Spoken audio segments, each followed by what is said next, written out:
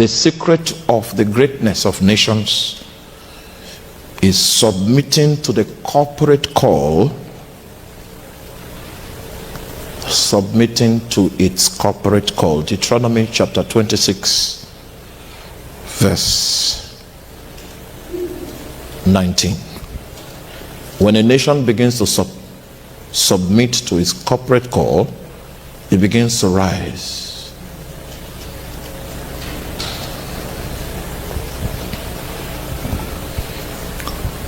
Deuteronomy 26, 18 and 19.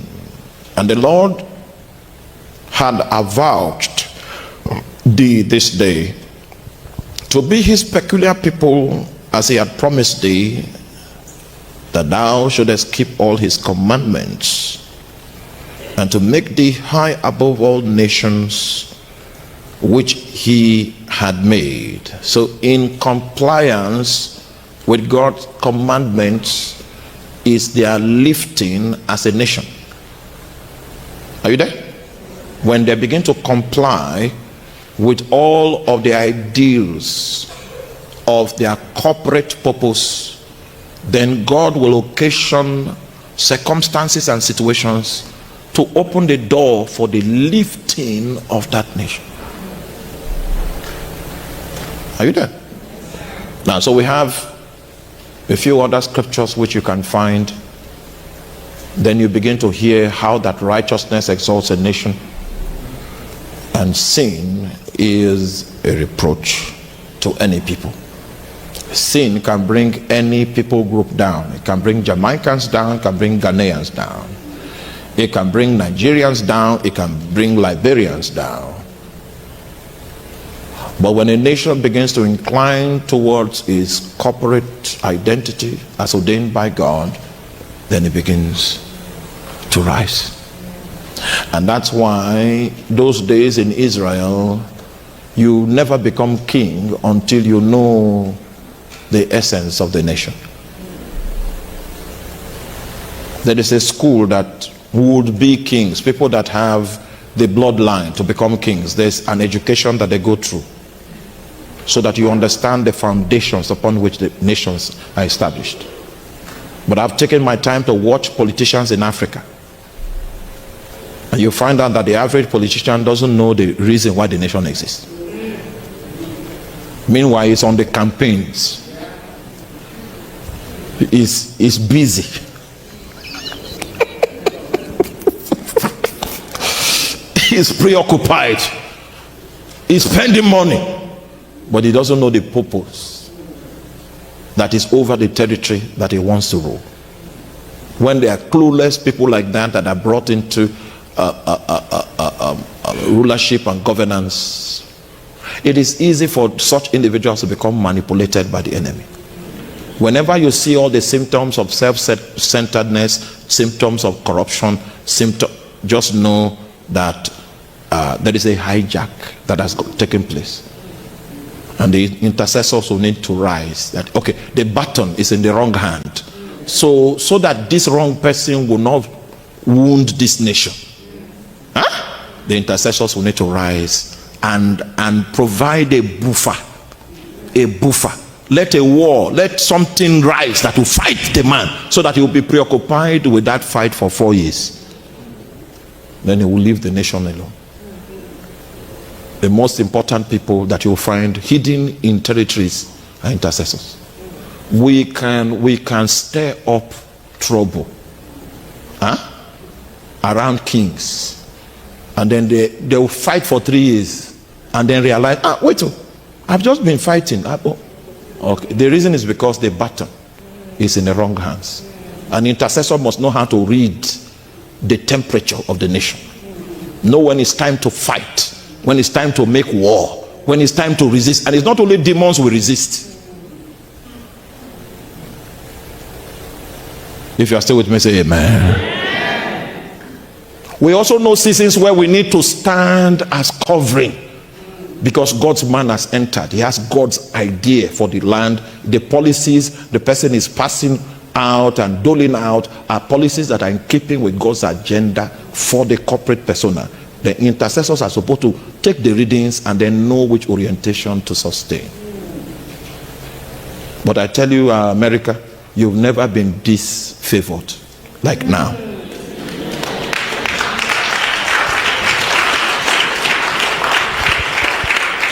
Since the inception of this land, you have never been this favored.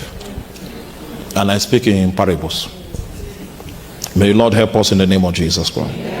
The decline or the obituary of nations is tied to their disalignment from the divine cause. Now, I will need to show you a few lamentations in the Bible. Lamentations are scenarios where prophets weep over nations. These prophets are part of God's kingdom administrative systems that were designed to be able to influence governance, to tilt in the direction of policy that heaven is proclaiming over the land. But when there is no handle for them to influence the kings, when their words are despised and nations begin to go in the direction of darkness, before they crash eventually, the prophets give out lamentations.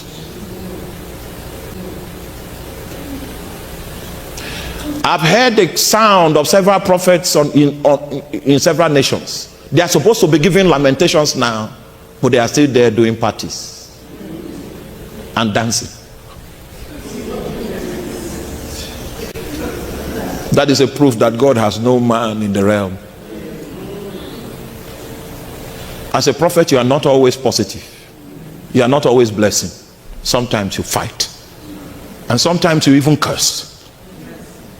The reason why a prophet will bless or curse is because he understands purpose in the dealings of God concerning your life and the way he answers your prayer. He is not always positive, because God is not existing to answer prayer. God is existing to fulfill purpose. So that's why the way you were expecting God to respond, he did not respond, and he was still God. It's because you were not hooked on purpose. You were praying out of a desire. Your prayer was not tethered by a commitment to God's will, but it just came out of a lust.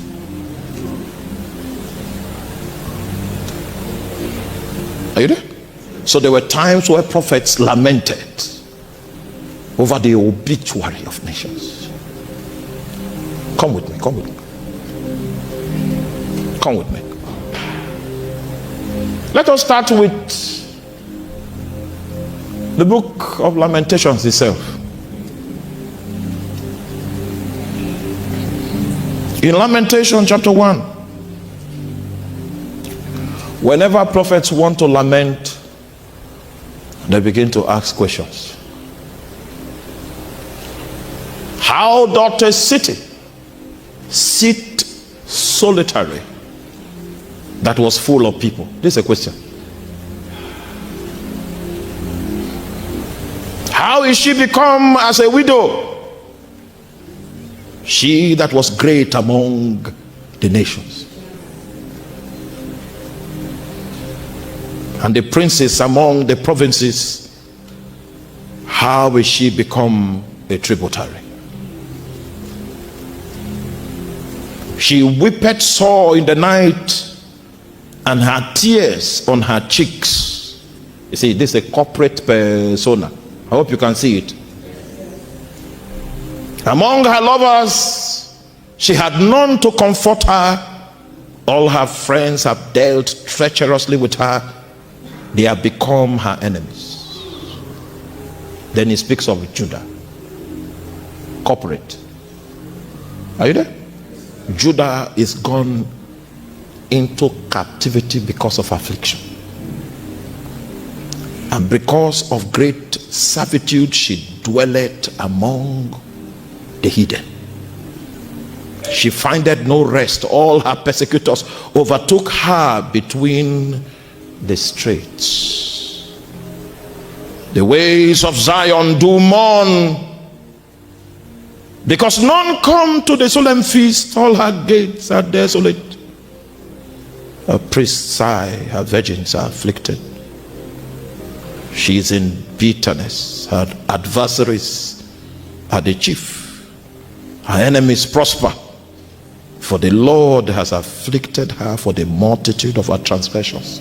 The way to understand how, the tragedy of God's people is different.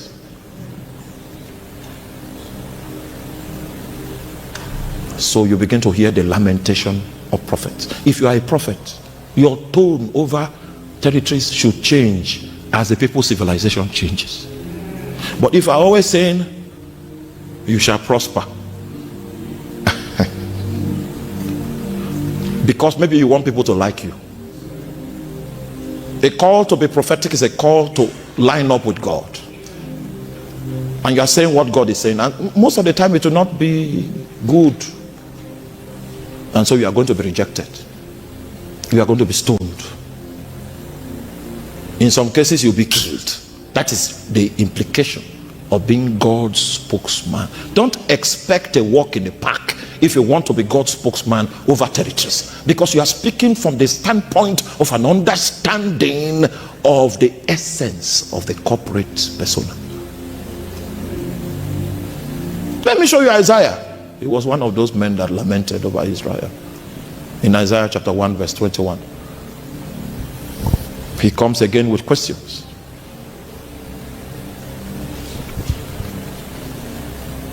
He comes with questions.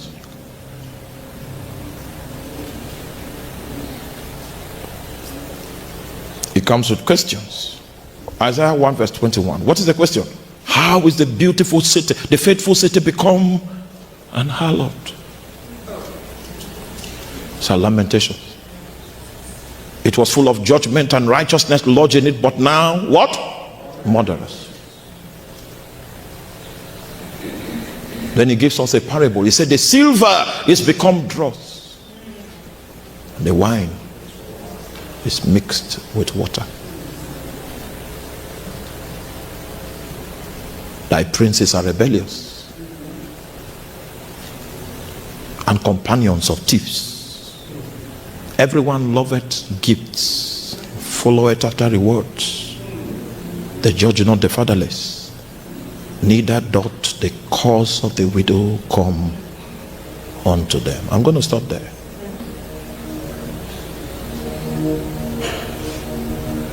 Nations die when they depart from their corporate purpose.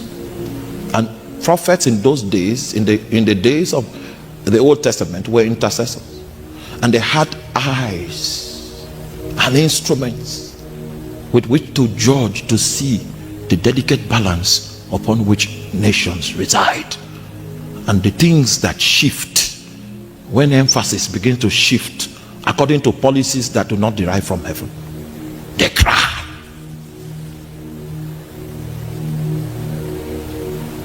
So who will warn us when danger is coming?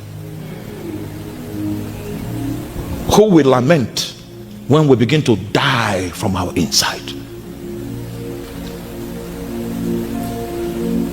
Isaiah was such a prophet. He was raised to prophesy during the time of prosperity. Hezekiah, Jotham, Ahaz. But his cry was that even though they were prospering, that the reason for which the nation became strong was already lost. That in a short while, obituary and the sound of wasting and mourning will be on the streets. He said the ox knoweth his owner, and the sheep knows his master's crib, but Israel does not know, and my people do not consider. He said, sinful nation, children of evildoers, a generation of corrupters. Meanwhile, there was prosperity, but he saw that the prosperity was at the expense of the original covenants. So he cried, who will warn us when danger comes? Who will stand in the streets and proclaim, alas, alas, we have lost our mantle and will be made naked?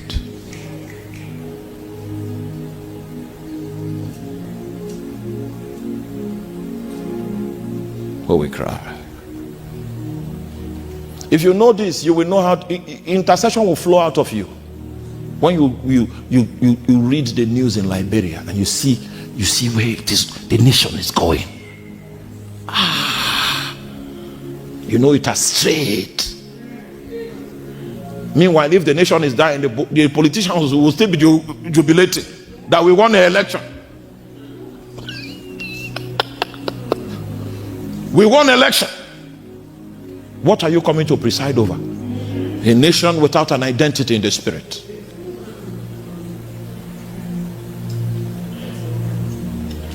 I'm trying to impregnate you with a vision so that you will stand on the Lord's side as you pray. There are some things that are bigger than you as an individual. Some things for which you need to keep your own prayer points aside and cry. Because the only people that can change things from the politics of the spirit are the people that God calls his own people. If my people. That's not open to the polling. It's not open to census. It's not open to voting strength.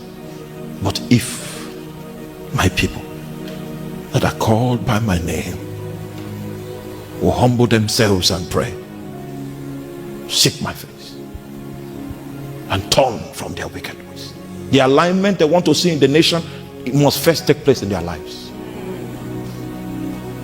There must be a reflection of God's dream as individuals.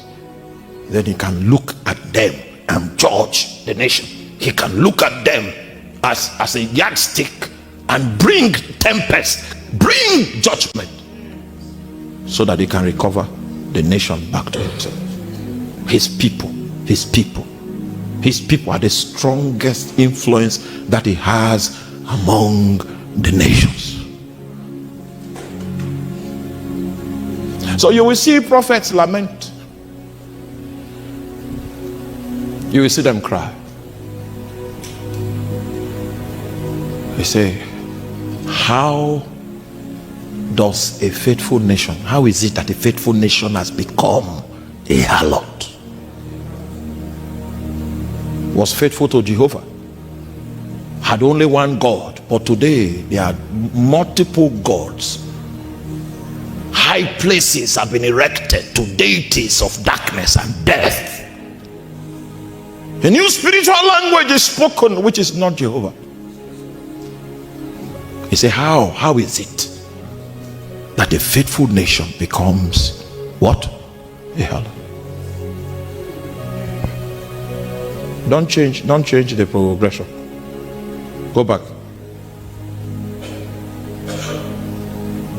When you do that, I lose my windows. I see Malakunde Preska Bokola.